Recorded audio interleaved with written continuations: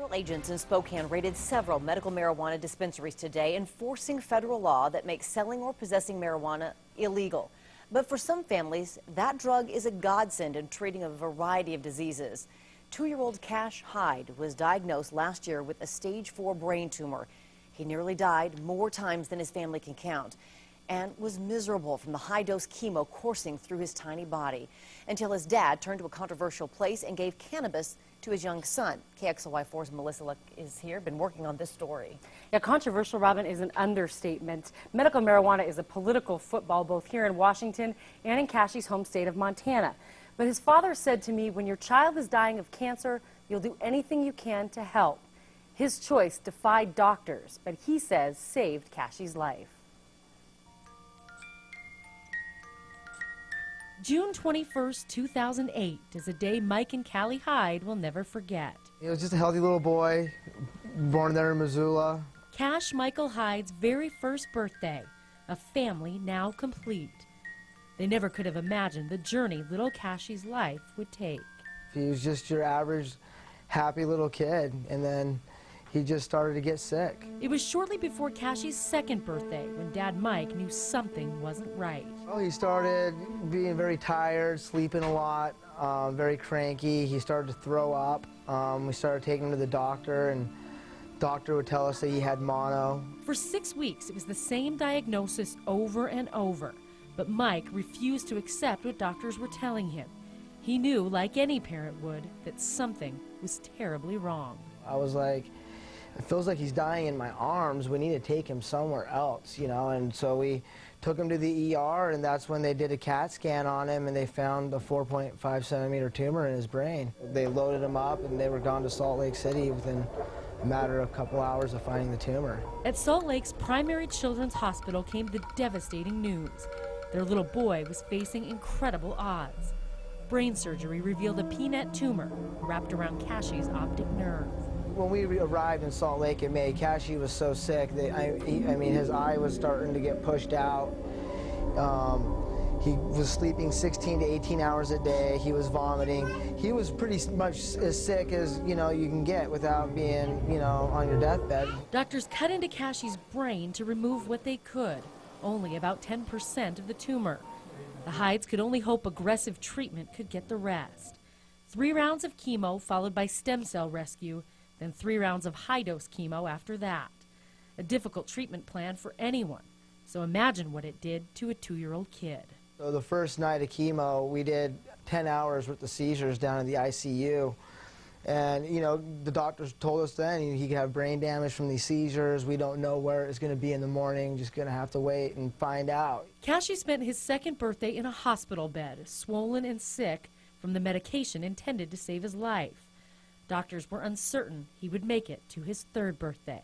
It's overwhelming, I guess, to say the least, and we had a lot of scary things happen in June. He got a blood infection, went into septic shock, went to the ICU, ended up coding, and they had to resuscitate him. I was standing like 2 feet away. I had to watch the whole thing.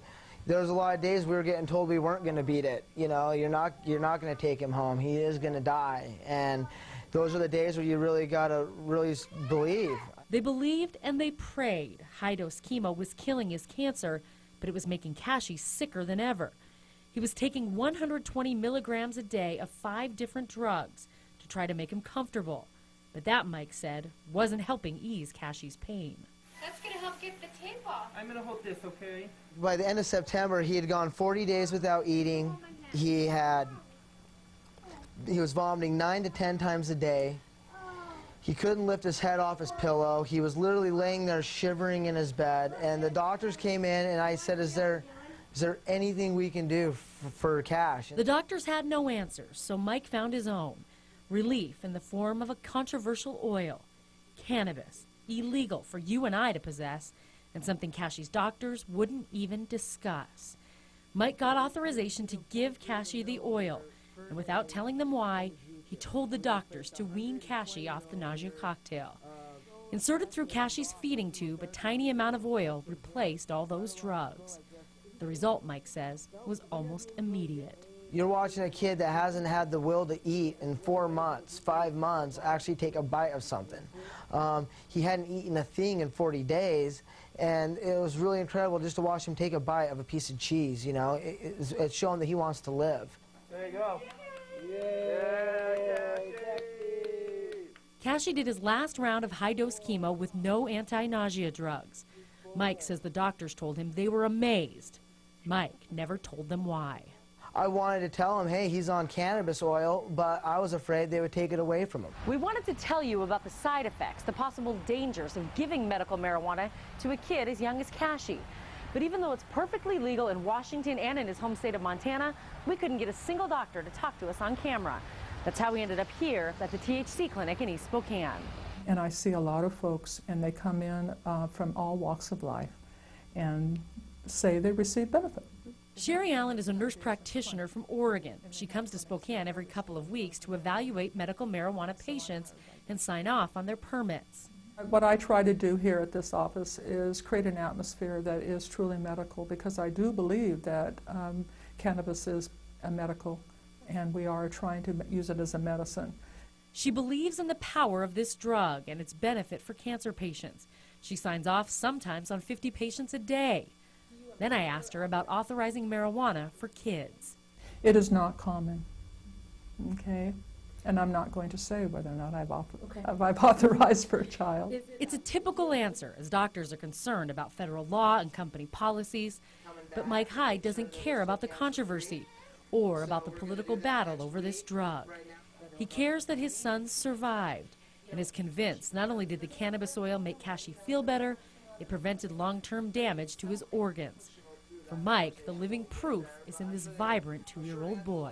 Yeah, it's very controversial, it's very scary, but there's nothing more scary than about losing your child. A week after we did this interview, Cashy was back in Salt Lake for scans, finding out he's cancer-free. He's back home in Missoula, back with his family, back to teasing his big brother Colty. Cashy will spend his 3rd birthday like every kid should, with the fight of his life behind him.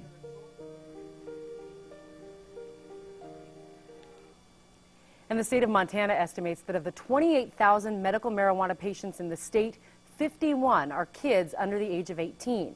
And Robin, we try to get those numbers from Washington, but our state does not track who has medical marijuana permits, who's allowed to get them. It's just simply not tracked, so we have no idea here in Washington. And after today's raids, we kind of understand that it might be even longer before we have any more answers. That's right, and that's something that we talked to the Hydes about at the time. We did this interview a couple of weeks ago, and that's the one thing Mike said, whether you agree with it or not, every time they take down one of these dispensaries, there might be a kid or someone in a hospital somewhere that depends on it. So everybody involved just wants the government and the jurisdictions to just get it sorted out. And you can make comments on this story and let us know what you think on KXLY.com later tonight.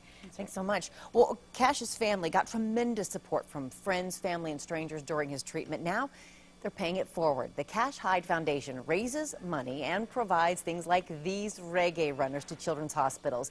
They donated several to Sacred Heart Children's Hospital earlier this month. The vehicles are outfitted with IV poles so kids undergoing treatment can get out of the rooms and have a little fun.